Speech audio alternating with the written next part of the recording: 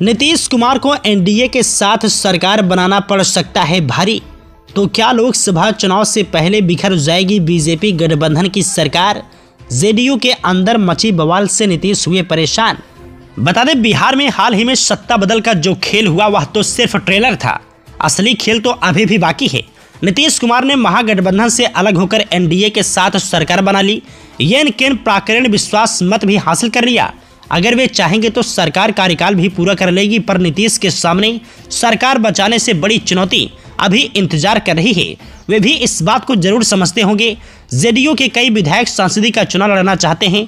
उनके बोल वचन अपनी ही पार्टी या सरकार के बारे में जैसे निकल रहे हैं उसे साफ शब्दों में बगावती तेवर कहा जा सकता है। दरअसल जेडीयू के विधायक हैं डॉक्टर संजीव कुमार।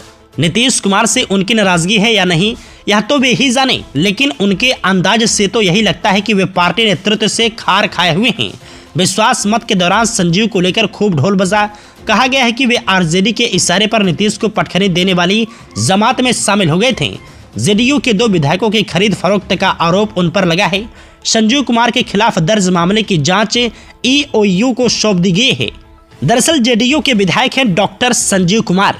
नीतीश कुमार से उनकी नाराजगी है या नहीं यह तो वे ही जाने, लेकिन उनके अंदाज से तो यही लगता है कि वे पार्टी नेतृत्व से खार खाए हुए हैं। विश्वास मत के दौरान संजीव को लेकर खूब ढोल बजा। कहा गया है कि वे आरजेडी के इशारे पर नीतीश को पटखनी देने वाली जमात में शामिल हो गए थे।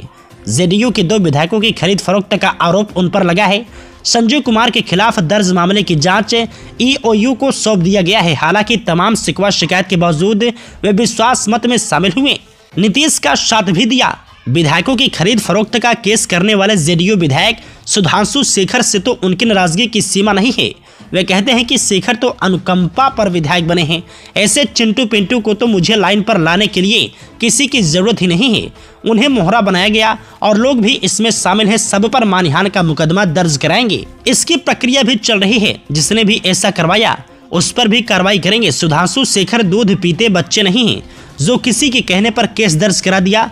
पता चल गया है कि किसके कहने पर उन्होंने केस किया, हाथ ट्रेंडिंग हुआ तो किधर से हुआ और किसने किया, इसकी सीबीआई जांच होनी चाहिए। बहरहाल डॉक्टर संजीव के बारे में कहा जा रहा है कि वे नवादा से लोकसभा का चुनाव लड़ना चाहते हैं। जेडीयू कोटे की यह सीट नहीं है, जबकि 2019 के लोकसभा चुनाव में आरजेडी उम्मीदवार विभा देवी यहां दूसरे नंबर पर थी। आरजेडी से संजीव को टिकट मिलने की गारंटी मिलने की चर्चा है। जेडीयू के बड़बोले विधायक हैं गोपाल मंडल। उनकी हरकतों की अक्सर चर्चा होती रहती है। एनडीए में रहते हुए शाहनवाज हुसैन को चैलेंज दे रहे हैं। कह रहे हैं कि भागलपुर से उन्हें कई बार जिता दिया, इस बार हम ही भागलपुर से चुनाव लड़ेंगे।